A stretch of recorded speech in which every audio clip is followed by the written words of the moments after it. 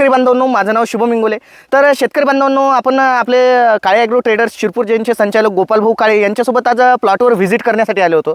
आणि एकंदरीत गोपाल भाऊंनी मला जे आपल्या मधमाशा असतात, मधमाशांना अट्रॅक्ट करण्यासाठी आपलं जे कांदा पीक आहे, कांदा पिकामध्ये जी गोंडे धरण्याची अवस्था असते, या अवस्थेत मधमाशा जर अट्रॅक्ट झाला तरच आपल्याला निश्चितपणे उत्पन्न मिळते असं दादांनी मला सांगितलं आहे. आणि ते मधमाशा अट्रॅक्ट करण्यासाठी दादांनी काही पद्धती सांगितलेल्या आहेत. त्याच्यातल्या 3 टॉप पद्धती म्हणजे दादांनी सर्वप्रथम सांगितलेली की याच्यात वेगवेगळ्या फुलझाडांची लागवड करायची. दुसरी पद्धत त्यांनी सांगितली की स्प्रेच्या माध्यमातून.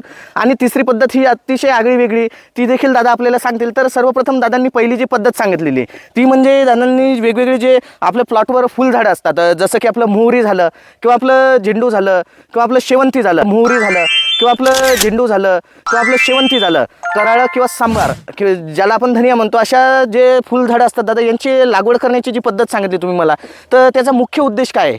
मी तुम्हाला सांगू इच्छितो की एक माझा अनुभव म्हणून सांगू इच्छितो मी तुम्हाला. आता माझा अनुभव सांगायचा असा की बा आपण एक मानव, जर आपण रोजच वरण भात खायचा म्हटलं तर चालणार आहे का? नाही, बरोबर. आपल्याला टेस्ट बदलावं लागेल. कधी आपल्याला गोबीची भाजी खावं लागेल, कधी आपल्याला वांग्याची भाजी खावं लागेल, कधी आपल्याला दुसरी भाजी खावं लागेल.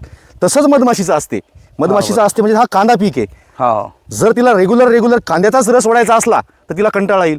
तिची टेस्ट बदलायसाठी हे फुलं सांगितली आपण, बरोबर आहे. त्यानंतर फुलाची संख्या आपण वेगवेगळ्या जाती सांगितली, जशी शेवंतीची सांगितली, करायची सांगितली, की तिची टेस्ट बदलायसाठी, की जेणेकरून ती याच्यासाठी येईल आणि आपलं पॉलिनेशन चांगलं होईल.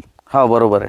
आणि त्याच्यानंतर दादा तुम्ही जी दुसरी पद्धत सांगितली ती स्प्रेमध्ये तुम्ही मोहूळ सांगितलं. जवळपास पंपाला तुम्ही म्हटलं की 150 मिली आपल्याला मोहूळ घ्यायचं आहे गावरानी आणि 5 ते 10 ग्राम विलायची. तर याच्या मागचं मुख्य उद्देश काय, की कशा प्रकारे हे आपल्याकडे अट्रॅक्ट होतील याच्यामुळे? ही पद्धत तर मला वाटते की प्रत्येक कास्तकराला माहीत आहे.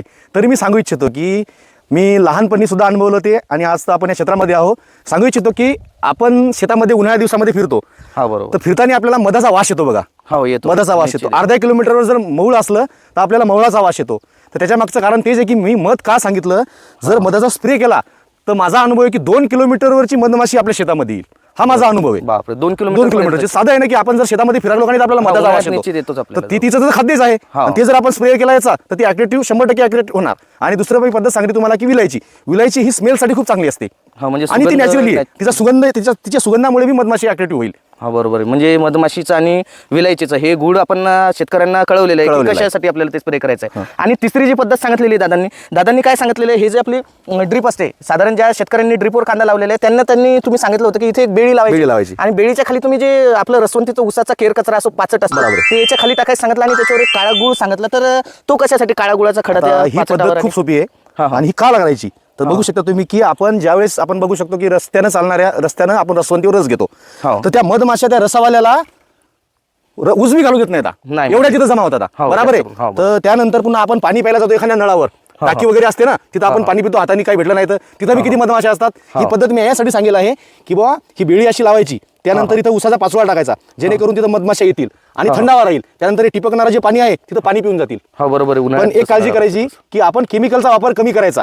ज्यावेळेस आपण ड्रीप टाकतो ना मधमाशी ऍक्टिव्ह करायसाठी, ज्यावेळेस आपलं पॉल्युशन चालू असते त्यावेळेस केमिकल कोणताच वापरायचं नाही, म्हणजे जेणेकरून मधमाशीला तिथं धोका होणार नाही आणि स्मेलनं मधमाशी तिथं आली पाहिजे. तिथं स्मेल कोणत्याही केमिकलचा आला नाही पाहिजे. हा, बरोबर आहे. आणि दादा त्याच्यावरती काळा गुळाचा तुम्ही खडा ठेवायला लावला. काळा गुळ मी का सांगितला, काळा गुळ म्हणजे एक गोड पदार्थ आहे आणि मधमाशीला गोड पदार्थ खूप आवडतो. आणि काळा गुळ म्हणजे हा एक ऑर्गॅनिक गुळ असतो, नॅचरली बनवलेला. आता आपण बघू शकतो की नॅचरली गावठी कारखाने असतात, तिथं तो काळा गुळ बनतो, म्हणजे गावरानी गुळ आपल्या भाषेत. हा, बरोबर आहे. तर दादांनी सांगितलं या 3 पद्धती जर शेतकरी बांधवांना आपण जर वापरले तर दादा उत्पन्न साधारण एकरी किती क्विंटल पर्यंत? माझ्या माहितीनुसार एकरी उत्पन्न तुम्ही कांदा डिपेंड आहे किती लावला किती ते. जर तुम्ही 15 क्विंटल कांदा लावला असेल एकरी तर माझ्या माहितीनुसार 5 ते 6 क्विंटल पर्यंत ॲव्हरेज येते. हा, बरोबर आहे. 5 ते माझ्या कास्तकाराचा व माझा अनुभव आहे, एक मी शेतकरी बी आहे आणि एक कृषी संचालक पण आहे. माझा अनुभव आहे की 5 ते 6 क्विंटल पर्यंत त्याचा ॲव्हरेज येणार. म्हणजे साधारण सध्या 60,000 रुपये ॲग्रीमेंट करून भाव चालू आहे. 60,000 शेतकरी बांधवांनो जवळपास 3 ते 3.5 लाख रुपयाचं उत्पन्न आपल्याला अशा जर आपण पद्धती वापरल्या तर आपल्याला निश्चितच मिळू शकते. आणि दादा आपल्याला देखील मुलाखत देण्यासाठी खूप खूप धन्यवाद. आणि शेतकरी बांधवांनो आपल्याला जर अशाच प्रकारची नवनवीन माहिती पाहिजे असेल तर दादांचा जो काळे ॲग्रो ट्रेडर्स शिरपूर जैन जो ग्रुप आहे त्याच्यामध्ये देखील तुम्ही ॲड होऊ शकता किंवा त्यांच्या दुकानावर प्रत्यक्ष जाऊन भेट देऊ शकता. त्याच्यासाठी मी तुम्हाला त्यांचा जो मोबाईल नंबर आहे तो डिस्क्रिप्शनमध्ये टाकून देईल. तर धन्यवाद.